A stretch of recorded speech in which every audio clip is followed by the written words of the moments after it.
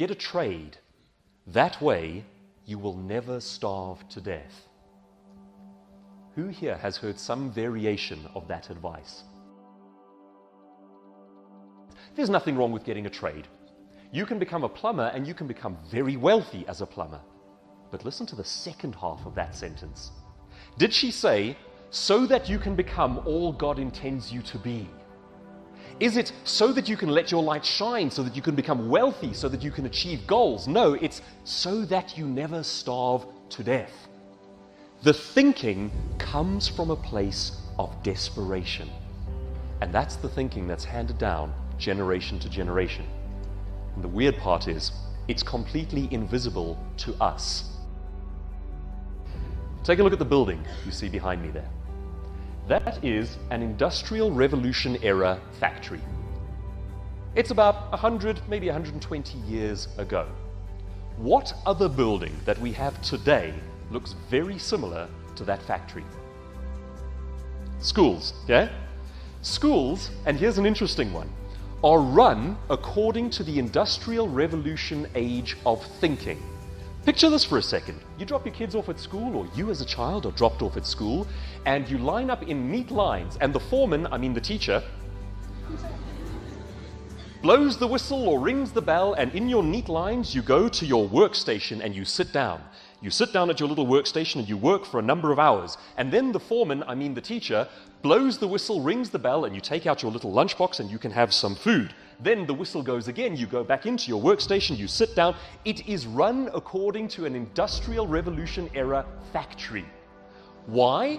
Because we are training human beings to be cogs in a system, and we're still doing it.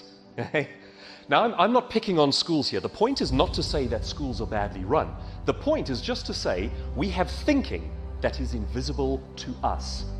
We are trained to thought, and we are culturalized to act in certain ways that no longer make sense in the modern economy. The old world thinking says, become a cog in a system, fit in, don't make waves, and if you're a perfect cog, you'll get your little bit of money at the end of the day and you can go home. That thinking will keep you poor. I like to call that style of thinking the wheelbarrow way.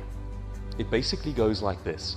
It's like the parents get hold of their child, the young son, the young daughter, and they say, my son, my daughter, you are young and strong. You must go out into the world and earn coins. Here's how you do it.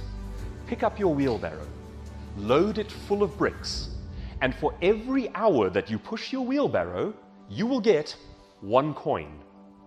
If you want a second coin, you have to push your wheelbarrow for a second hour. Now we think like that. We go, the only way to earn coins is to work for a set number of hours, so let me go and get a job and be dependent on a boss. Now, you work your set number of hours every day, you push your wheelbarrow for your set number of hours, and a horrible thing starts to happen. You start to realize that you can't quite afford the car. You're not quite breaking even with the kids and their education and the debit orders and the bonds and so on. So what do? You go back to the thinking that was handed down to you, and you say, if I'm not getting enough coins, what do I have to do? I have to push a second wheelbarrow in the evenings to get more coins. That kind of thinking keeps families in generational cycles of poverty. If you take nothing else away from today, this is the one principle that is the most important. Do not tie your earning to the number of hours you work. So long as we think a number of hours equals a number of coins, we are in financial trouble, because as a human being, you only have so many hours in the day. The wealthy person's epiphany, the way of breaking out of this idea is this: dump the bricks in your wheelbarrow, get rid of them. Load your wheelbarrow up with gold. In other words, for every hour that you push that wheelbarrow, you need to raise the value of your work. Earn more coins per hour, not work more hours in order to get more coins. Epiphany number 1. Resenting the wealthy says more about us than it does about the wealthy. Has your family ever used a phrase like, how the other half live, when they talk about rich people? Yeah. You know what it's like? It's like rich people are a different species. The way that I'd like you to look at the difference between where you are and wealth is I want you to look at it as a curve. Because if it is a curve, you can move along that curve. You can go from where you are now to your goals. But if you buy into that thinking that says rich people are just a different species, then instead of a curve, there's just a chasm. There's a hole. There is an absolute void between where you are and where you want to be. And if you don't believe that it's possible to move along that transition, you don't act in ways that start to move you there. The starting point in becoming a high net worth individual is the belief that it is possible. That a wealthy person is not a different species, they're just further along on a continuum.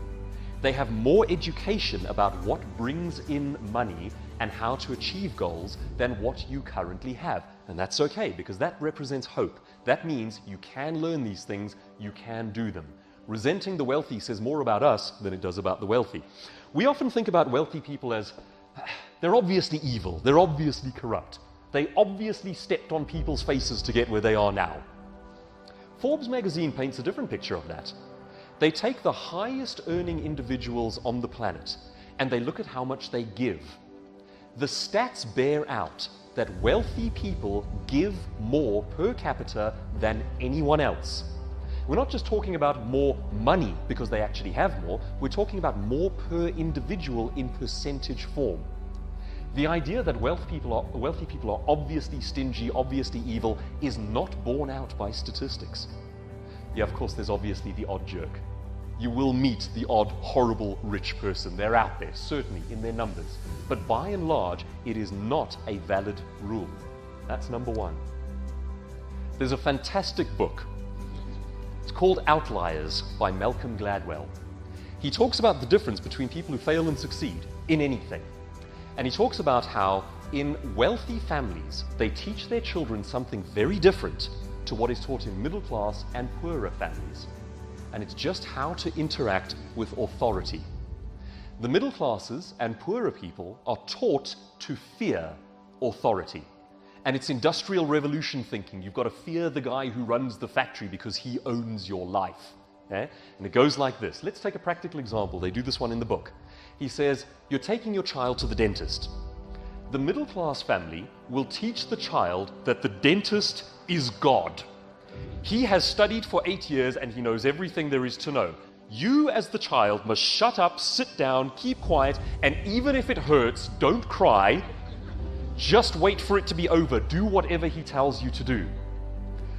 Now in wealthy families, they approach the exact same situation completely differently. Driving to the dentist's office, they tell the child, the dentist is your friend. He has studied for 8 years so that he can serve you properly. How's that? Okay? The dentist is a resource that you can use. If you have any questions about your mouth, about your teeth, about anything that you want to know there, you must ask the dentist because it's his job to help you. Now take that kind of thinking, that's a simple example, going to the dentist. Take that kind of thinking and amplify it over the next 20 years. Which of those two kids is going to do well in life? You've got one who's taught to fear authority, shut up, keep your voice down, don't make waves, and the other one who's taught the world is there for you to utilize. It's all resources, you can use it to your own ends. Imagine the difference that would make. Represent yourself. And we need to teach our children to represent themselves as well. We have been conned into an industrial revolution myth that says authority is in charge and knows best, you must shut up and do what you're told. You must be a cog in a system. And as long as you are doing your job perfectly and not making waves, you'll be fine. That thinking is 100 years outdated. We cannot teach it any longer. And I thought to myself, just a mental exercise. If I was stripped of all of the stuff that I use every day, the suit, the car, the equipment, the bits and pieces, the toys, if I was stripped of all of that and just left with my knowledge, my wits and my education and put into this scenario, living in abject poverty, could I get back out? Could I get back out and back to my own life? What do you think? And could you? Yeah? Okay? Most of the people around this room are kind of saying yes. Now that's an interesting thought. Let's take that thought one step further. If I had to take a high net worth individual, someone who does drive the Ferrari, the Lamborghini, someone with their own private helicopter, with their own business, whatever the case might be, and I transplanted them into your life, do you think they would be able to get back out? If we say yes to that, then what we're saying is the gap between where you are and where that person is up here. Isn't that a horrifying thought? But at the same time, it represents hope, because it means it can be done. It means that the thought is out there, the ideas are out there, the knowledge, the education is available. It can be done. We've been taught for generations that to play it safe, you get a job and don't make waves. I contend that that is the most dangerous thing that you can possibly do, because you are taking all of your eggs and putting them in one basket. You are taking your life, your future, your career, your spouse, your children, your medical aids, your debit orders, your entire life, putting them into one basket and handing them to a person whose first concern is not your welfare. That sounds pretty dangerous to me. Also, 60, 70 years ago, people did go and get a job and work for 40, 50 years and retire safely. Does that happen anymore? Heck no, it's just not the reality. Most companies these days, if you've got a job, you have 31 days of safety. That's it. Now, let's look at this differently. People say being an entrepreneur is risky, being your own boss is risky. Well, Forbes magazine says the only people who are wealthy are their own bosses. Okay? The next thing is, if you as an entrepreneur try 10 big, crazy, inspired ideas, and 8 of them fail, you got 2 of them working. Now you go out there and you try another 10 big, crazy, inspired ideas, and again, 8 of them fail. 2 of them work. Now you're up to 4 things that are bringing in income. You go out there, 10 big things, 8 fail, 2 more, you're up to 6 different things that are bringing in income. For myself as a speaker, I now have multiple income streams. I speak, I train, I sell books, I sell DVDs, I do media appearances, multiple streams of income, much, much safer. Risky is the new safe. Safe is the new risky. And the more we buy into the old Industrial Revolution era idea that having a boss take care of us is safe, the greater the danger we put our own lives in. Risky is the new safe. Safe is the new risky.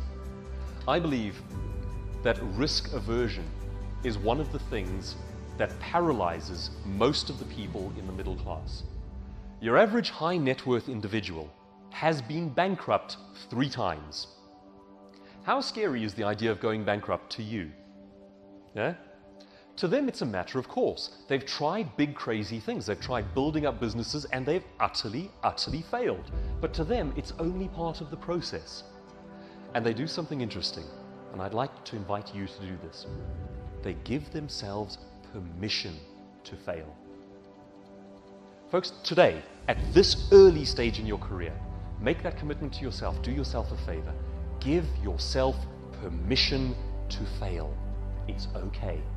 It's only a bit of embarrassment. It's only a bit of skin off the knees. It's only picking yourself up and trying again. Give yourself permission to fail. Here's a revolutionary thought. Give other people permission to laugh at you and mock you for trying. Let that be okay. Say, I know my family's not going to understand. I know my friends are going to laugh at me. They're going to tell me this is crazy, you should play it safe and get a job. Give them permission to think that way. Give them permission to laugh at you. Give yourself permission to try and fail. You need the space, you need the leeway. Be kind to yourself. My final parting thought for today is just this. You are not separated from your goals by a number of years. You are separated from your goals by a number of actions. And that's completely different. Years are an abstract concept. That's like saying 10, 20 years from now, I'll be wealthy. It's not up to years. It's up to you and your actions. That puts the ball back in your hand. That gives you control. That gives you the power. You are not separated from your goals by a number of years. You are separated from your goals by a number of actions. The word is, as a man thinks, so is he. So ladies and gentlemen, don't think poor.